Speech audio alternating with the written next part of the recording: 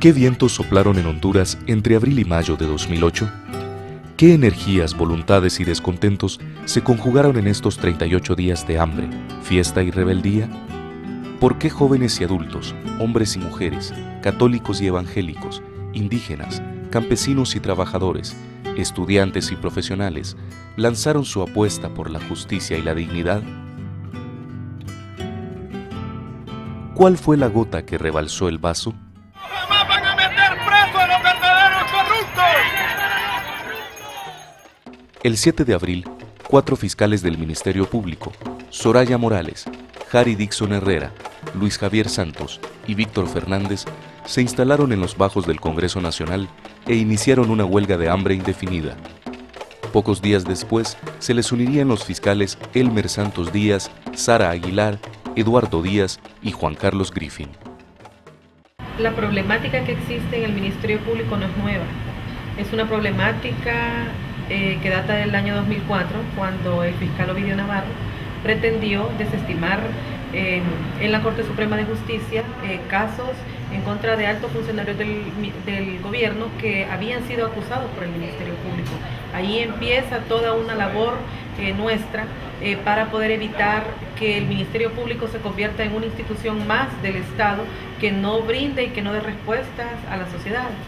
Y después de eso, tenemos una institución que se resquebraja, que se deteriora, entonces había que buscar un mecanismo que hiciera visible esa problemática. La huelga es una herramienta de lucha pacífica que tiene como propósito, en este caso, hacer una denuncia contra todo lo que está pasando en el sistema de administración de justicia. Sabíamos que los que estaban en huelga de hambre no estaban haciéndolo por llamar la atención, estaban porque había un convencimiento pleno de iniciar una gesta de tal naturaleza, porque se había agotado casi todos los procesos habidos y por haber para ir adecentando fundamentalmente el sistema de justicia y específicamente el Ministerio Público. En resumen, los fiscales pedían justicia y dignidad, dos bienes de escasa circulación en el país. Sus demandas no eran de carácter privado, sino de orden público, y así lo entendió la gente. Por eso, en menos de 8 días, la huelga de hambre dejó de ser una actividad exclusiva de los fiscales. A título personal o en representación de sus organizaciones, cada día se incorporaba más gente. Yo me sumo a la huelga de hambre convencida de que la lucha contra la corrupción no es un asunto solamente de fiscales dentro del Ministerio Público. Una noche llegamos a pedir permiso para solidarizarnos, a ver cómo podíamos ayudar a esta huelga, y pues nos dimos cuenta de que podríamos integrarnos a la huelga de hambre. Entonces me quedé yo durante 18 días y el resto de mis amigos y amigas hicieron actividades alternas para convocar a más ciudadanía. Pensamos que era necesario que personas que hemos creído siempre en que en nuestro país debe de operar la justicia de una manera diferente, pues no nos podíamos quedar de brazos cruzados. Pues soy de este país y me interesa lo que al país le sucede. No quiero ser espectadora de lo que sucede. Quería sentirme parte. Yo creo que uno tiene que sentirse parte de las cosas que pasan. Cuando los compañeros fiscales comienzan la huelga el 7 de abril, pues esa misma semana nos movilizamos a Tegucigalpa a visitarlos, a solidarizarnos y a decirles pues que estábamos dispuestos a acompañarlos en esa lucha tan importante contra la corrupción y que íbamos a hacer todo lo que fuera necesario. Cuando yo me sumé a la huelga de los fiscales tuve muchas críticas, inclusive muchas compañeras mías me decían que ellas se avergonzaban de que yo estuviera en los bajos del Congreso porque yo era una chusma, de esa manera despectiva. Yo no lo miraba desde ese punto de vista porque era una protesta, o sea, para mí era pues una forma de decirle al sistema, por favor, basta ya no queremos más corrupción, ya no queremos más robo al pueblo. El alimento que recibíamos era de parte de Dios, y también lo segundo era pues el apoyo que nos daban allí por conocer a los fiscales con la ayuda del suero, el agua, nos daban también pues tés y todo eso, y ese era pues nuestro desayuno, nuestro almuerzo, nuestra cena de todos los días. esa era la experiencia y bueno, y cada vez que se predicaba la palabra, pues teníamos esa fuerza, esa valentía, bueno, la fortaleza más que todo. Y en el nombre de Dios estábamos pidiendo justicia, ¿va?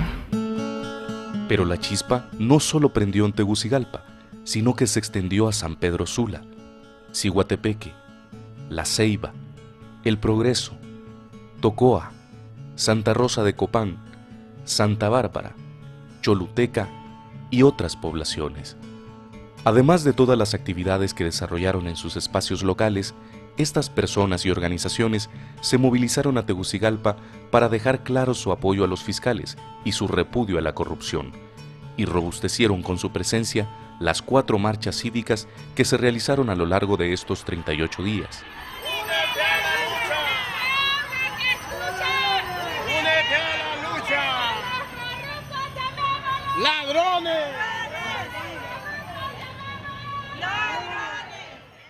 Mientras, en los bajos del Congreso, la actividad era incesante y la esperanza contagiosa.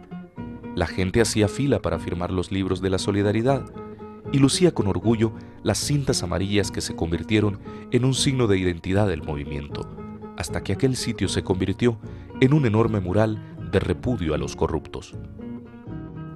La música, el teatro, la danza, la pintura también se hicieron presentes para conjurar a los enemigos de la verdad y la justicia.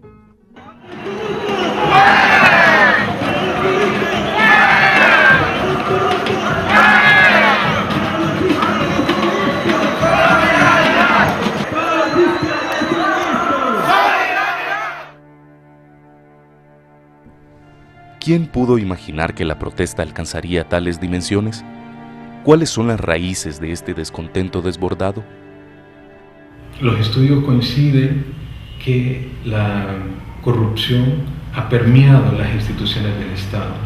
Es decir, la corrupción se ha institucionalizado en las instituciones públicas. Uno de los mayores problemas del Poder Judicial actualmente es la politización partidaria, que es terrible, que después de que en el 2001 se hizo una reforma constitucional en la cual todos teníamos esperanzas de una despolitización, el actual pleno de la Corte Suprema de Justicia está dividido en 7 magistrados del Partido Liberal y 8 magistrados del Partido Nacional.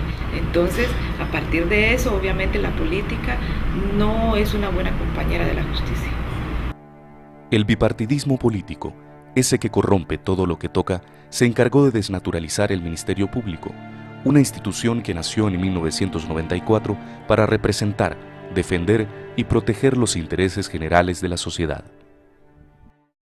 La ley del Ministerio Público es muy clara cuando en su artículo 20, en su literal 2, prohíbe que los diputados puedan optar al cargo de fiscal y fiscal adjunto. Y los actuales fiscales, el fiscal general y el adjunto, eran diputados cuando el actual Congreso Nacional de dedo les designó como fiscal general y fiscal adjunto. En esa fecha de los actuales que fueron nombrados los actuales fiscales no se integró ninguna junta proponente, sino, como les repito, de dedo el Congreso Nacional, y por intereses eminentemente políticos nombró las actuales autoridades del Ministerio Público. Desde el inicio de la huelga de hambre, los fiscales buscaron el diálogo con las máximas autoridades del Ministerio Público, sin resultado alguno ante la falta de voluntad del fiscal general Leónidas Rosa Bautista para resolver la solicitud de revisión de los grandes casos de corrupción.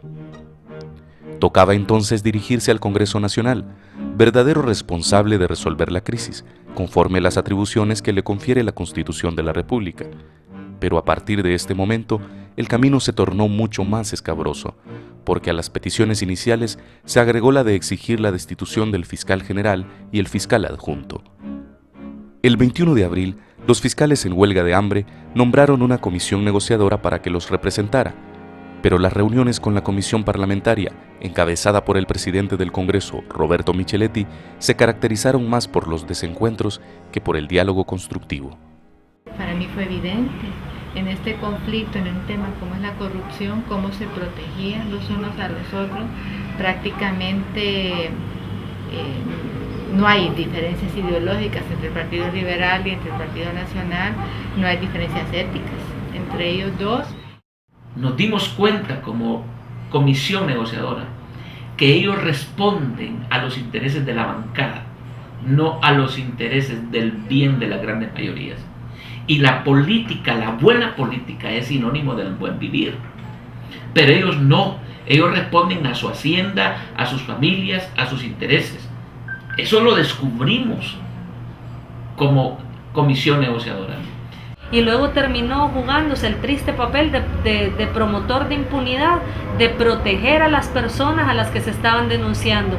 Y pasó el Congreso Nacional de ser una instancia que investigaba si efectivamente la Fiscalía estaba cumpliendo con su labor, a ser una instancia que atacaba y demeritaba no solo a los fiscales que iniciaron la huelga de hambre, sino que cualquier ciudadano y ciudadana que expresó públicamente su solidaridad o que se unió a esta lucha en contra de la impunidad y de la corrupción.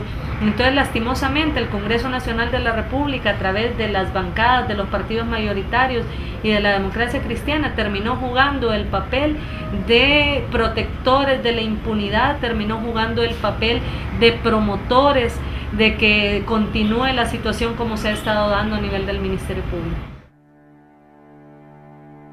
Mientras, los grandes medios de comunicación se dedicaban a echarle más leña al fuego.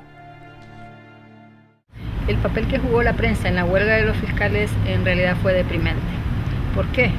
Porque en primer lugar se dedicó a desinformar a la población y a informar solamente lo que querían informar los grupos de poder en Honduras, que en esos momentos estaban todos unificados para una sola dirección.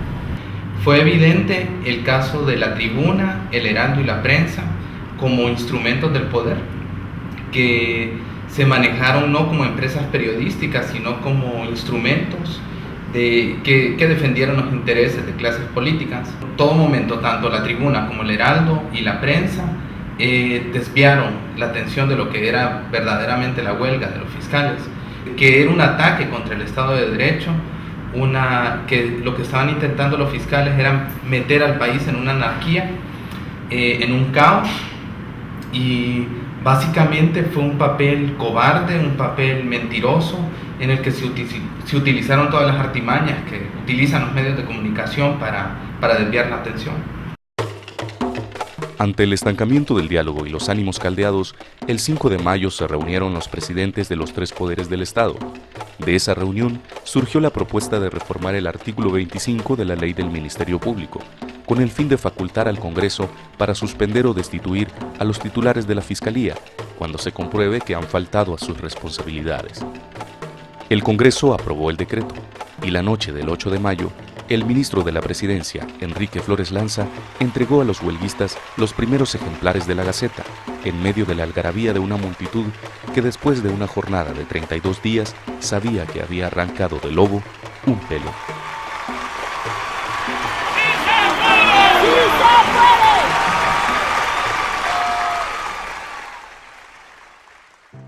En este ambiente cargado de tensiones, el Congreso Nacional aprobó en la madrugada del 14 de mayo el decreto que crea la Comisión de Notables, que auditará los expedientes del Ministerio Público.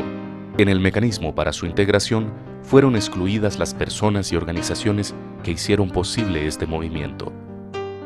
El miércoles 14 de mayo, bajo el sol ardiente de la 1:30 de la tarde y en medio de una manifestación congregada en la Plaza La Merced, los fiscales anunciaron la suspensión de la huelga de hambre. 38 días habían bastado para demostrar que los corruptos y sus cómplices no son invencibles y que el pueblo posee grandes reservas de dignidad. Había llegado la hora de pasar a otra etapa. Convocamos a nuestro pueblo, el más hermoso, el honesto, el que tiene una sola cara de dignidad, el que se ha levantado a la voz de la justicia y en contra de la corrupción. Lo convocamos a proseguir en lucha organizada y con todos los métodos pacíficos, los únicos con plena capacidad de desbaratar y destruir los planes de esta clase política violenta y corrupta. Convocamos a convertir en trinchera de lucha todos los espacios en donde exista dolor de patria y donde exista dignidad y repudio a nuestra perversa clase política. De estos agitados días, son muchas las lecciones y más los desafíos que le quedan al movimiento social hondureño, en especial al movimiento amplio por la dignidad y la justicia. El surgimiento del movimiento amplio por la dignidad y la justicia es la expresión, podemos decir, orgánica de esta. Y el movimiento amplio tiene la tarea de darle organicidad a esta simpatía que surge allá, que es un enorme desafío, que no sabemos si se va a cumplir, no sabemos si será posible realizarlo. El haber despertado la conciencia en torno a luchar contra la corrupción, y que la lucha contra la corrupción no es asunto de un grupito de personas, sino que de toda la sociedad hondureña, creo yo que es otro de los grandes frutos. Y otro de los grandes frutos es que las grandes cosas de este país las vamos a lograr siempre que nos apoyemos desde abajo y nunca haciendo pactos con la clase política, con los grupos de poder. Entonces, esta huelga de hambre culminó no con grandes éxitos materiales, pero sí logró culminar sin haber hecho ningún pacto político con los grupos de poder corruptos de este país. No es el Estado, no son los partidos políticos los que van a cambiar este país. Somos los ciudadanos y las ciudadanas que asumimos un reto, y el reto se planteó. La lucha por la dignidad, la lucha por la justicia, la lucha por combatir efectivamente la corrupción, la lucha por desenmascarar estos grupos de poder que se aglutinan y se defienden cuando se sienten amenazados. Esa es la tarea de nosotros. A nosotros nos parece que los alcances fueron bastantes, el saber que a pesar de que hay diferentes visiones del mundo, diferentes cosmovisiones, pero hay puntos sobre los cuales nos unimos, y es precisamente el de la lucha por la justicia. Siento que como que me toca, ¿verdad? Y digo, bueno, esta es la oportunidad de incorporarse a una lucha que ya está ahí y que no es de dejarla sola, sino que es de acompañarla, es de incorporarse. Nada va a cambiar en este país mientras todos no nos involucremos. Eso exige una amplia conciencia del bien de los demás, del bien común, que el pueblo empiece a moverse por otro tipo de principios que no sean los principios personales de la ganancia, del lucro, del trabajo inmediato que vamos a conseguir, sino trabajar en este país por otro tipo de valores, como puede ser la justicia, puede ser el bien de los demás, puede ser la verdad que hace tanta falta. Y como dijo Martin Luther King, defensor de los derechos civiles, el pecado de una sociedad no es la maldad de los malos, es el silencio de los buenos. Y creo que en Honduras somos más los buenos que los malos. Y creo que tenemos un desafío, un reto de implantar la paz, la justicia en nuestra tierra. Tenemos la oportunidad de impulsar nuestro país. Entonces el llamado es para que todos luchemos, que seamos unos luchadores más, pero no unos luchadores frustrados. Nosotros queremos imprimirle, y esta es una aspiración, de que cualquier movimiento que parta de esta lucha sea un movimiento alegre, que no nos sintamos frustrados, porque este es un movimiento que tiene que ver con hacer efectiva la justicia. Queda demostrado que este movimiento diverso, plural, ecuménico y descentralizado logró la proeza de despertar las esperanzas de un pueblo que en esos 38 días confirmó que la corrupción tiene nombres, apellidos y culpables. Con esta huelga de hambre estamos dando nuestra ofrenda para que la lucha por la dignidad y en contra de la corrupción sea el rumbo que defina nuestro siglo XXI.